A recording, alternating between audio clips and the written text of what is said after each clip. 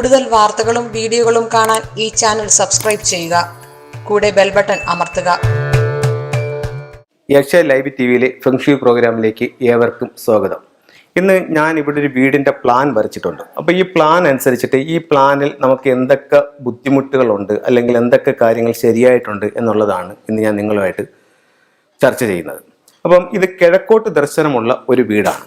കിഴക്കോട്ട് ദർശനമുള്ള വീട്, അതിൻ്റെ 8 ദിക്കുകളാണ് മാർക്ക് ചെയ്തിരിക്കുന്നത്. ഇത് വന്നിട്ട് ഈസ്റ്റ്, ഇത് സൗത്ത് ഈസ്റ്റ്, സൗത്ത് വെസ്റ്റ് കന്നിമൂല, വെസ്റ്റ് പടിഞ്ഞാറ് ഭാഗം, നോർത്ത് വെസ്റ്റ് വടക്ക് പടിഞ്ഞാറ്, നോർത്ത് വടക്ക്, ഇത് വന്നിട്ട് നോർത്ത് ഈസ്റ്റ് ഈശാന കോണ്, ഇത് ഈസ്റ്റ്. ഇങ്ങനെ 8 ദിക്കുകളാണ് നമുക്കുള്ളത്. 8 ദിക്കും ഒരു ബ്രഹ്മസ്ഥാനവും. ഇങ്ങനെയാണ് ഒരു വീടിനെ നമ്മൾ കറക്റ്റ് 8ആയിട്ട് ഡിവൈഡ് ചെയ്യുന്നത്. ഒരു വീട് എടുത്തു കഴിഞ്ഞാൽ അത് നമ്മൾ കറക്റ്റ് 9ആയിട്ട് ഡിവൈഡ് ചെയ്യും. 9ആയിട്ട് ഡിവൈഡ് ചെയ്യാന്ന് പറഞ്ഞു കഴിഞ്ഞാൽ ഇങ്ങനെ 9ആയിട്ട് ഡിവൈഡ് ചെയ്യും. 8 ദിക്കുകളും ഒരു ബ്രഹ്മസ്ഥാനവും. നമുക്ക് ഈ ഓരോ ദിക്കുകളും കുടുംബത്തിലുള്ള ഓരോ വ്യക്തികളെയും നമ്മുടെ ഓരോ സൗഭാഗ്യങ്ങളെയാണ് പറയുന്നത്. ഇതിൽ എവിടെ മലിനപ്പെട്ടു പോകുന്നുവോ അവിടുത്തെ സൗഭാഗ്യം നമുക്ക് നഷ്ടപ്പെട്ടു പോകും അല്ലെങ്കിൽ കുറഞ്ഞു പോകും എന്നുള്ളതാണ്. ഇപ്പം ആദ്യം ഇപ്പോൾ നമ്മളൊരു വീട് വെക്കുമ്പോൾ ആദ്യമായിട്ട് നമ്മൾ കന്നിമൂലയിൽ സൗത്ത് വെസ്റ്റ് ഭാഗത്താണ് ആ കുറ്റി അടിക്കുന്നത്. ആ കുറ്റി അടിച്ചതിന് ശേഷം ഇതിൻ്റെ വെസ്റ്റ് സൈഡിൽ പടിഞ്ഞാറ് ഭാഗത്തോട്ടോ ഇതിൻ്റെ സൗത്ത് സൈഡിൽ തെക്ക് ഭാഗത്തോട്ടോ പിന്നെ വീട് അല്ലെങ്കിൽ റൂമുകൾ നിർമ്മിക്കാൻ പാടില്ല എന്നുള്ളതാണ് വാസ്തുവിൽ പറയുന്ന ഒരു പ്രധാന കാര്യം. വടക്ക് ഭാഗത്തോട്ടോ കിഴക്ക് ഭാഗത്തോട്ടോ വേണമെങ്കിൽ നമുക്ക് വീണ്ടും റൂമുകൾ ഇറക്കുകയോ നമ്മുടെ ആവശ്യം അനുസരിച്ച് കാര്യങ്ങൾ ചെയ്യുകയോ ചെയ്യാം. ഇപ്പോൾ ഈ വീട്ടിൽ വന്നിരിക്കുന്ന ഗുണവും ദോഷവുമാണ് ഞാൻ നിങ്ങളായിട്ട് ഷെയർ ചെയ്യുന്നത്. ഒന്ന്, ഈ വീട്ടിൻ്റെ കന്നിമൂല ഭാഗം സൗത്ത് വെസ്റ്റ്, ഇവിടെയാണ് നമുക്കൊരു മാസ്റ്റർ ബെഡ്റൂം വന്നിരിക്കുന്നത്. അത് വീടിന് നല്ലതാണ്. അതായത് വടക്ക് കിഴക്ക് നോർത്ത് ഈസ്റ്റ് ഭാഗത്ത് നിന്ന് ഒരു എനർജി വന്ന് സൗത്ത് വെസ്റ്റ് ഭാഗത്തിൽ സ്റ്റോർ ചെയ്യുന്നതാണ് നമ്മുടെ വാസ്തുവിൽ പറയുന്നത്. അപ്പോൾ ഇവിടെ നിന്ന് വരുന്ന എനർജി ഈ ഭാഗത്ത് സ്റ്റോർ ചെയ്യും.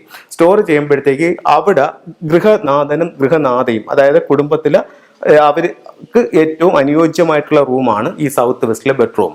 ഇവിടെ നമ്മൾ ശ്രദ്ധിക്കേണ്ട വേറൊരു കാര്യം എന്ന് പറഞ്ഞാൽ ഈ ഭാഗത്ത് ഒരു അലമാര വെച്ചിട്ട് വടക്കോട്ട് നോർത്തിലോട്ട് നോക്കി വെക്കുന്നത് നമുക്ക് സമ്പത്ത് വരാനും അത് നിലനിൽക്കാനുമായിട്ട് വളരെ അത്യാവശ്യമായിട്ടുള്ളൊരു കാര്യമാണ്. അപ്പോൾ അതവിടെ വെക്കുന്നത് വളരെ നല്ലതാണ്. അപ്പോൾ ഈ കന്നിമൂല ഭാഗത്ത് ഇവിടെ ഒരു മാസ്റ്റർ ബെഡ്റൂം വന്നു. അത് കഴിഞ്ഞിട്ട് ഇപ്പുറത്തോട്ട് സൗത്തിലാണ് ഒരു ടോയ്ലറ്റ് വന്നിരിക്കുന്നത്. അപ്പോൾ ഈ സൗത്തിൽ ഇവിടെ ഒരു ടോയ്ലറ്റ് വരുമ്പോൾ നമുക്ക് ഉണ്ടാകാവുന്ന ഒരു ബുദ്ധിമുട്ടെന്ന് പറഞ്ഞാൽ നമ്മൾ ചെയ്യുന്ന പ്രവൃത്തിക്കനുസരിച്ച് നമുക്കൊരു പേരോ പ്രശസ്തിയോ ഒരു അംഗീകാരമോ കിട്ടാത്തൊരവസ്ഥ ഈ ടോയ്ലറ്റ് ഉണ്ടാകും. ടോയ്ലറ്റ് ഏത് ദിക്കിൽ വന്നാലും ആ ദിക്കിൻ്റെ സൗഭാഗ്യം നഷ്ടപ്പെടുത്തും. അടുത്ത ഇതെന്ന് പറയുന്നത് സൗത്ത് ഈസ്റ്റ് ആണ്. സൗത്ത് ഈസ്റ്റ് ഭാഗത്ത് നമുക്ക് ഇവിടെ ഒരു ബെഡ്റൂമാണ് നിൽക്കുന്നത്.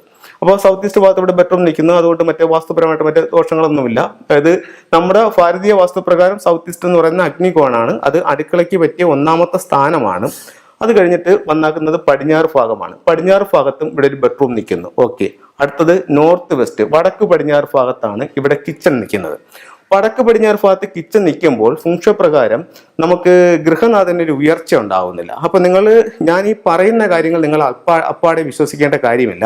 നിങ്ങളുടെ വീട്ടിലോ അല്ലെങ്കിൽ നിങ്ങളുടെ അടുത്തുള്ള വീടുകളിലോ അല്ലെങ്കിൽ നിങ്ങളുടെ പരിചയമുള്ള വീടുകളിലോ വടക്ക് പടിഞ്ഞാറ് ഭാഗത്ത് കിച്ചൺ വന്നിട്ടുള്ള വീടുകൾ നിങ്ങളൊരു 10 വീട് എടുക്കുക.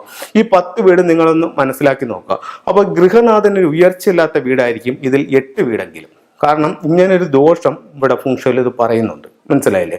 അപ്പോൾ എന്ത് 2 വീട്ടിൽ അതിങ്ങനെ സംഭവിച്ചില്ല എന്ന് ചോദിച്ചു കഴിഞ്ഞാൽ ഈ വ്യക്തിയുടെ സമയം കൊണ്ടോ അല്ലെങ്കിൽ മറ്റെന്തെങ്കിലും അനുകൂലമായ ഘടകം കൊണ്ടോ ഒരുപക്ഷെ അവിടെ സംഭവിച്ചില്ല എന്നിരിക്കും. പക്ഷേ ഭൂരിഭാഗവും ഈ വടക്ക് പടിഞ്ഞാറ് ഭാഗത്ത് കിച്ചൺ വരുമ്പോഴത്തേക്ക് അത് അവരുടെ സപ്പോർട്ട് ചെയ്യുന്ന ആൾക്കാർ പൊതുവെ കുറവായിരിക്കും. ഗൃഹനാഥന് അവരുടെ കഴിവിനനുസരിച്ച് ഒരു ഉയർച്ചയില്ലാത്തൊരവസ്ഥ വടക്ക് പടിഞ്ഞാറ് ഭാഗത്ത് കിച്ചൺ ചെയ്യും.